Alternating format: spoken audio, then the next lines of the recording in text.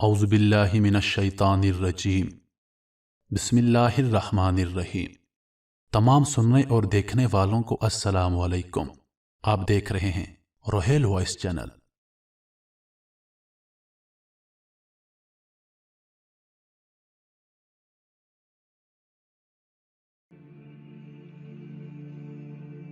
کافی عرصے سے میرے دوست مجھے یہ میسج کر رہے ہیں کہ آپ مرزا غلام احمد قادیانی ملعون پر ایک ویڈیو بنائیے، اس کی تاریخ بیان کیجیے۔ ان کی فرمائش پر اس کی مختصر تاریخ حاضر ہے۔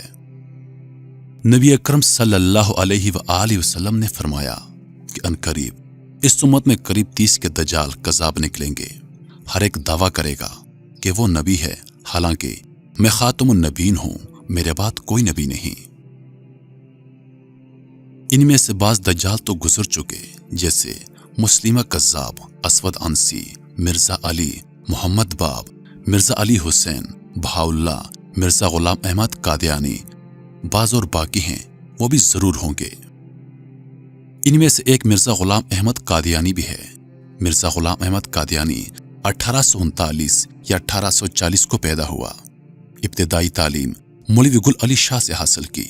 کچھ عرصے اپنے والد کے ساتھ انگریزی کچہریوں کے چکر بھی لگائے۔ آبائی پیشہ زمینداری تھا۔ آباء و اجداد سکھوں اور انگریزوں کے وفادار ملازم رہتے آئے ہیں۔ والد کا نام غلام مرتضیٰ تھا۔ اس نے قانون کا امتحان دیا، مگر فیل ہونے پر تعلیم سے دل اچاٹ ہو گیا۔ کمزوری دل و دماغ کا مرض پوری عمر جولانی سے رہا۔ تشنج قلب، اسہال، سر درد، مالی خولیا، شوگر وغیرہ امراض موصوف کی زندگی کے ساتھی تھے۔ 26 مئی 1908 کو لاہور میں موصوف کا شدت اسہال یا ہیضہ سے ہی مر گیا۔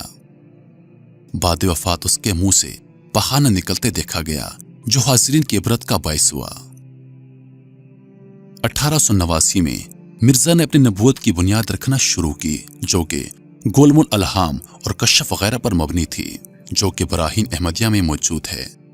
مرزا غلام احمد قادیانی نے نبوت کا دعویٰ کر کے دجالوں کی فہرست میں اپنا نام لکھوایا۔ اپنی دنیا سنبھالنے کی خاطر کروڑوں مسلمانوں کی عاقبت برباد کی۔ چنانچہ 1889 کے کشف و الہام کے دعوے کے بعد ایک نئی سازش رچائی۔ چنانچہ 1890 میں یہ کہنا شروع کیا کہ حضرت عیسیٰ علیہ السلام اور ابن مریم میں خود ہوں، نعوذ باللہ، استغفر اللہ۔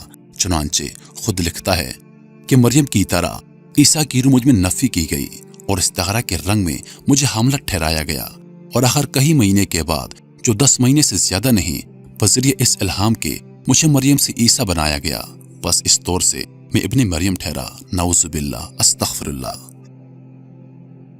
یہ شخص انبیاء کرام کا نہایت گستاخ تھا۔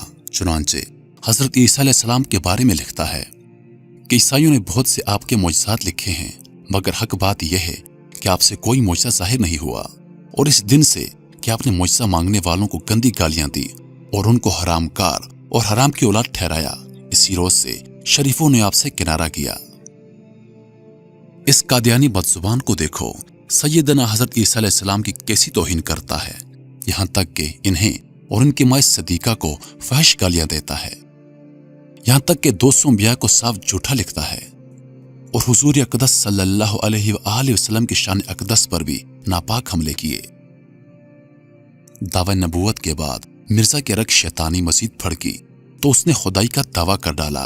چنانچہ لکھتا ہے کہ میں نے نیند میں اپنے آپ کو ہو بہو اللہ دیکھا، نعوذ باللہ، اور میں نے یقین کر لیا کہ اللہ میں ہوں، اور پھر اس نے آسمان و زمین بنائے اور کہا کہ ہم نے آسمان کو ستاروں کے ساتھ سجایا ہے۔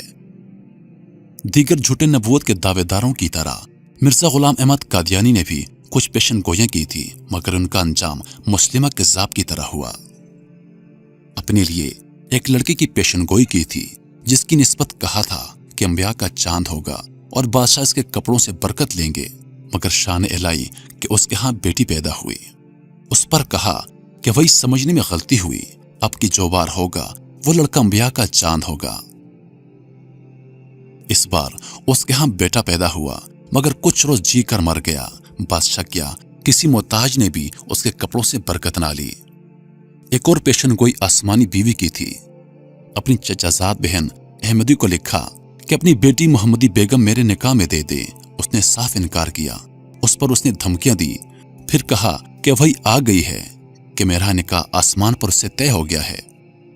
اگر تو دوسری جگہ اس کا نکاح کرے گی تو 2.5 یا 3 برس کے اندر اس کا شوہر مر جائے گا۔ مگر خدا کی بندی نے ایک نہ سنی، سلطان محمد خان سے اپنی بیٹی کا نکاح کر دیا۔ آسمانی نکاح دھرے کا دھرا رہ گیا، نہ وہ شوہر مرا نہ کچھ اور ہوا، اور اس عورت کے اس شوہر سے کئی بچے پیدا ہوئے۔ مرزا غلام احمد قادیانی کی موت کے بعد اس کے پیروکار 2 جماعتوں میں بٹ گئے۔ ایک جماعت احمدی کہلائی جو اس کو مبلغ اسلام مانتی ہے، اور دوسری جماعت قادیانی جو اس کو نبی مانتی ہے۔ علماء اسلام کے اس کے خلاف کلمی جہاد بھی قابل ستائش ہے۔ 1973 کے آئین میں ان کو غیر مسلم قرار دیا گیا، جو کہ ایک بڑا زبردست اور تاریخی فیصلہ تھا۔ چونکہ ان قادیانیوں کو یورپ اور امریکہ کی سپورٹ حاصل ہے، اس لیے یہ لوگ آج بھی پاکستان میں خفیہ طور پر اور یورپ میں اعلانیہ طور پر اپنی مذہب کی تبلیغ جاری رکھے ہوئے ہیں۔ تشویش کی بات یہ ہے کہ یہ لوگ بھی اسلام اور قرآن کا نام استعمال کر رہے ہیں۔ ان کی بے شمار ویب سائٹ اسلام کے نام پر رجسٹر ہیں، جہاں یہ اسلام کی آڑ میں اپنے مذہب کی ترویج کر رہے ہیں اور قرآن کی اپنی مرضی سے تشریحات کر کے عام لوگوں کو گمراہ کر رہے ہیں۔ اور ہمارے بھولے بالے مسلمانوں کو تو پتہ بھی نہیں چلتا کہ وہ کس جال میں پھنس گئے ہیں۔ اللہ تعالی ہمارے مسلمانوں کو اس فتنے سے اپنی پناہ میں رکھے، آمین یا رب العالمین۔ اگر تاریخ پر نظر دوڑائی جائے تو مرزا غلام احمد قادیانی وہ واحد شخص ہے جس پر تاریخ میں سب سے زیادہ لعنت بھیجی گئی ہے، اور آج اس کی وفات کا دن ہے۔ تو میری آپ سب سے گزارش ہے کہ اس پر لعنت بھیج کر اس ویڈیو کو زیادہ سے زیادہ شیئر کیجیے، تاکہ اس پر لعنت بھیجنے کا ناقابل ختم ہونے والا سلسلہ جاری رہے۔ پیارے دوستو، میری آپ سب سے پرزور اپیل ہے کہ جتنا ہو سکے اس ویڈیو کو اپنے دوستوں کے ساتھ شیئر کیجیے، کیونکہ ہمارے بہت سے مسلمان بھائی اس کی تاریخ سے ناواقف ہیں۔ ہماری ویڈیوز کے بارے میں اپنی رائے کا اظہار کامنٹس کے ذریعے ضرور کیجیے، اور مزید ویڈیوز دیکھنے کے لیے ہمارے چینل کو سبسکرائب کریں، اور دن کی تازہ ترین اپڈیٹس کے لیے چینل پر موجود گھنٹی کے بٹن کو دبا دیں، تاکہ ہماری ہر نئی آنے والی ویڈیو سب سے پہلے آپ تک پہنچیں۔ اپنی دعا میں یاد رکھیے گا، زندگی رہی تو اگلی بار ایک اور ویڈیو لے کر آپ کی خدمت میں حاضر ہوں گا۔ تب تک کے لیے خدا حافظ۔ اللہ پاک آپ سب کا حافظ و نگہبان۔ وعلیکم السلام۔